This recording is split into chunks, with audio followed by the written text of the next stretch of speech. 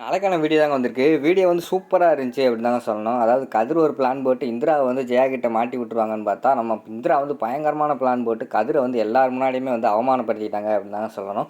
அதெல்லாம் பார்க்குறதுக்கு நம்ம சேனலை மட்டும் மறக்காமல் லைக் அண்ட் சப்ஸ்கிரைப் மட்டும் பண்ணிங்க. ஃபஸ்ட்டு எடுத்தோன்னே வீட்டுக்குள்ளே அம்மா அப்பா அப்படின்னு சொல்லிட்டு கத்திக்கிட்டே வர மாதிரி காட்டிட்டு இருக்காங்க. உடனே அந்த இடத்துக்கு வந்து ஜெயாவும் ராமச்சந்திரன் வராங்க. என்னடா எதுக்குடா கத்திக்கிட்டு இருக்க அப்படிங்கிற மாதிரி வந்து ராமச்சந்திரன் கேட்குறாங்க. அப்பா கொஞ்ச நேரம் வெயிட் பண்ணுங்க, குடும்பத்தில் உள்ள எல்லாருமே வந்துக்கிட்டோம் அப்படின்னு சொல்லிட்டு வெயிட் பண்ணிக்கிட்டு இருக்காங்க.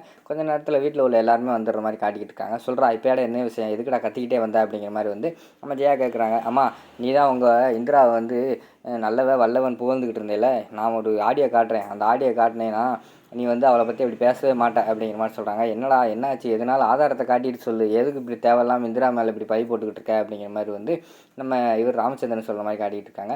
அப்பா உங்களுக்கும் தான், எதுக்கு எடுத்தாலும் வந்து இந்திரா இந்திரா ஸ்மார்ட் கேள் வக்காலத்து வாங்கிட்டு இருப்பீங்கல்ல, அவள் பண்ண வேலையை பார்த்தீங்களா, நம்ம அம்மாவே தீர்த்துக்கிட்டு பிளான் போட்டிருக்கா அப்படிங்கிற மாதிரி சொன்னோம். எல்லாருமே ஷாக் ஆகிடுறாங்க. என்னடா சொல்கிற, என்னாச்சு அப்படிங்கிற மாதிரி கேட்டவொடனே, இருங்க என் ஃப்ரெண்டு ஒரு ஆடியோ அனுப்புனான், அந்த ஆடியோவை நான் காட்டுறேன், அது வந்து நம்ம இந்திராவும் ரோஷியும் சேர்ந்து பேசுனது பிளான் போட்டிருக்காங்கப்பா அப்படின்னு சொல்லிட்டு வாட்ஸ்அப்பில் ஒரு ஆடியோ கால் மாதிரி ப்ளே பண்ணி காட்டுறாங்க. அதில் வந்து இந்திராவும் நம்ம ரோஷியும் பேசிக்கிட்டு இருக்க மாதிரி தான் காட்டிகிட்டு இருக்காங்க. நம்ம ரோஷிக்கிட்ட வந்து இந்திரா சொல்கிற மாதிரி காட்டிக்கிட்டு இருக்காங்க. இப்போதைக்கு அவசரப்படாத, கொஞ்ச நாள் பொறுமையாரு, இப்போதைக்கு வந்து வீட்டில் வந்து ஜெயாவோட ராஜ்யம் தான் போய்கிட்டு இருக்கு, இன்னும் கொஞ்ச நாள் ராஜ்யம் வந்து என்னோட கைக்கு வந்துடும், அதுக்கடுத்து நான் வந்து ஜெயா வந்து வீட்டை விட்டு துரத்தி விட்டுருவேன், அதுக்கடுத்து வீட்டில் என்னோட ராஜ்யம் தான், அதுக்கடுத்து நான் உனக்கு ஏதாவது பார்த்து பண்ணுறேன் அப்படிங்கிற மாதிரி வந்து இந்திரா சொல்கிற மாதிரி காட்டுறாங்க. உடனே அதை கேட்டு ரோஷி, சரி இந்திரா நீ சொன்னது கரெக்டாக தான் இருக்கும், உனக்காக நான் வந்து வெயிட் பண்ணுறேன் அப்படிங்கிற மாதிரி சொல்கிற மாதிரி காட்டிக்கிட்டு இருக்காங்க. அதை எல்லாருமே பார்த்தோன்னே ஷாக் ஆகிடுறாங்க.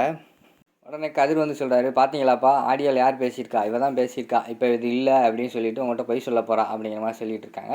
உடனே இந்த ஜெயா வந்து கோவப்பட்டுட்டு இந்திரா பக்கத்துலேயே போகிறாங்க. இந்திரா என்ன இந்திரா, இது நீ பண்ணியிருப்பேன்னு என்னால் நம்பாமல் இருக்க முடியல, நம்பவும் முடியல, என்னால் எனக்கு என்ன பண்ணுறதுனே தெரில, நீ உனக்குள்ளே இப்படி ஒரு மைண்ட் இருக்கா அப்படின்னு எனக்கு தெரியாமல் போச்சே அப்படிங்கிற மாதிரி சொல்லிட்டு இருக்க மாதிரி காட்டிக்கிட்டு இருக்காங்க. அக்கா நான் அதை தான் ஃபஸ்ட்லேருந்து சொல்கிறேன், இவளை வீட்டை விட்டு துரத்தி விடுங்க, இவெல்லாம் வேண்டாம் நான் சொல்லிகிட்டு இருக்கேன், நீ தான் கேட்க மாட்டேங்க. இன்றைக்கி காலையில் என்னடானா இவள் தான் அந்த போட்டியில் வந்து ஃபஸ்ட் இடத்துல இருக்கான்னு சொன்னேன், இப்போ பார்த்தியா அவன் உனக்கு எப்படியெல்லாம் பிளான் போட்டு வச்சுருக்கான்னு சொல்லிட்டு அப்படின்னு சொல்லிட்டு அந்த இடத்துல வந்து ராகினி ஏற்றி விட்டுட்டு இருக்க மாதிரி காட்டிக்கிட்டு இருக்காங்க. உடனே வந்து அம்மாடி இந்திரா என்னம்மா இப்படி பண்ணிட்ட அப்படின்னு ராமச்சந்திரன்லாம் கேட்டுக்கிட்டு இருக்காங்க. இதுக்கு மேலே நான் சும்மா இருந்தால் சரியாக இருக்காது மாமா, நான் என்னோடய அக்காவோட வாழ்க்கைக்காகவும் அதுக்கு குழந்தைக்காகவும் தான் நான் இத்தனை நாள் அந்த உண்மையை வந்து உங்கள்கிட்ட மறைச்சி வச்சுருந்தேன். இப்போ வந்து கதிர் மாமா கொடுத்த ஆடியோ வந்து பார்த்தீங்கல்ல, இப்போ நான் ஒரு வீடியோ காட்டுறேன், அதையும் பாருங்க அத்தை அப்படின்னு சொல்லிட்டு ஒரு வீடியோ எடுத்து செல்லேருந்து எடுத்து காட்டுற மாதிரி காட்டுறாங்க.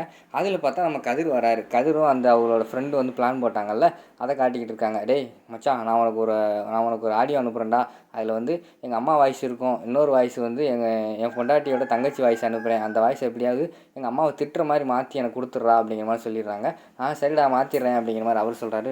டேய் கரெக்டாக இருக்கும்டா, வீட்டில் உள்ள எல்லாருமே நம்பணும் அப்படிங்கிற மாதிரி வந்து கதிர் சொல்கிற மாதிரி காட்டுறாங்க. நீங்கள் ஒன்றும் பயப்படாத, நீ எனக்கு அனுப்பி நான் பார்த்துக்கிறேன் அப்படிங்கிற மாதிரி வந்து அவர் ஃப்ரெண்டு சொல்கிற மாதிரி காட்டிகிட்டு இருக்காங்க. அந்த வீடியோ பார்த்தோன்னே பயங்கரமான டென்ஷன் ஆயிடுது. நம்ம கதிரை அடிக்காத குறை தான் ஜெயா வந்து, டேய் நீ இப்படிலாம் பண்ணுவேன் நான் எதிர்பார்க்கலாம், என் வயிற்றுலேயே தாங்கடா நீ பிறந்த, மித்த பசங்கள்லாம் எப்படிடா இருக்காங்க, நீ மட்டும் ஏன்டா எப்படி இருக்க அப்படின்னு சொல்லிட்டு வைய ஆரம்பிச்சிடுறாங்க. உடனே வழக்கம் போல் வந்து நம்ம இவங்க ராகினி வந்து வக்காலத்து வாங்க வராங்க. அக்கா சும்மா ஒரு வீடியோ பார்த்தெல்லாம் நம்ம நம்பக்கூடாதுக்கா அப்படிங்கிற மாதிரி சொல்லிட்டு வராங்க. நீ அமைதியாக ரெடி, அவன் கெட்டு போகிறதுக்கு காரணமே நீ தான், அவன் என்ன செஞ்சாலும் அவனுக்கு சப்போர்ட் பண்ணிக்கிட்டு நீ தான் அவங்க கூட சேர்ந்து சுற்றிக்கிட்டு இருக்க, இதுக்கெல்லாம் காரணம் நீயாக தான் இருக்கும், டவுட்டாக இருக்குது, ஒழுங்கு அமைதியாக இருந்துரு அப்படிங்கிற மாதிரி வந்து ஜெயா வந்து திட்டி விட்டுறாங்க. சரின்னு சொல்லிட்டு ராகினி நம்ம மேலே டவுட் வருது அப்படின்னு சொல்லிட்டு அவங்களும் அமைதியாக இருந்துடுறாங்க. அடுத்து வந்து உன்னை நினச்சாலே எனக்கு ரொம்ப வெக்கமாக இருக்கலாம், நீ என் பையனை வெளியில் சொல்லவே முடியல அப்படின்னு சொல்லிட்டு ராமச்சந்திரன்லாம் திட்ட ஆரம்பிச்சிடுறாங்க. உடனே ஜெயா வந்து சொல்கிறாங்க, டேய் என் கண் முன்னாடியே இருக்காத, உனக்கு இதாண்டா லாஸ்ட் வார்னிங், இனிமேல் நீ ஏதாவது இந்த மாதிரி ஏதாவது செஞ்சுக்கிட்டு இருந்தேன்னா உன்னை இந்த வீட்டை விட்டு வெளியில் அனுப்பிடுவேன்டா அப்படிங்கிற மாதிரி சொல்லிவிட்டு அவங்கள வந்து விரட்டி விட்டுறாங்க. அடுத்த சீனில் வந்து நம்ம இவங்க சொல்கிறாங்க, ஜெயா வந்து சொல்கிறாங்க, இந்திரா இதெல்லாம் நீ மனசில் வச்சுக்காதம்மா, நீ உன்னோட வேலையை மட்டும் பாருமா அப்படிங்கிற மாதிரி சொல்கிறாங்க. சரி அத்தை அப்படின்னு சொல்லிட்டு இந்திரா வந்து போயிடுறாங்க.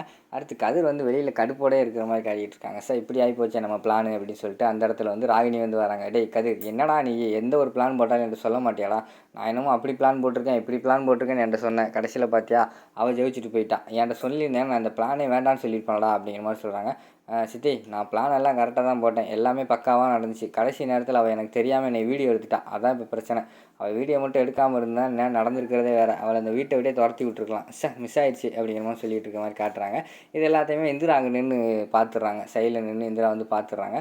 டக்குன்னு உடனே வராங்க, என்ன 2 பேரும் மாநாடு போட்டுக்கிட்டு இருக்கீங்க, அடுத்து எனக்கு என்ன பிளான் பண்ணலாம், என்னை எப்படி வீட்டை விட்டு அனுப்பலாம்னு சொல்லிட்டு பிளான் போட்டுக்கிட்டு இருக்கீங்களா அப்படிங்கிற மாதிரி சொல்கிறாங்க.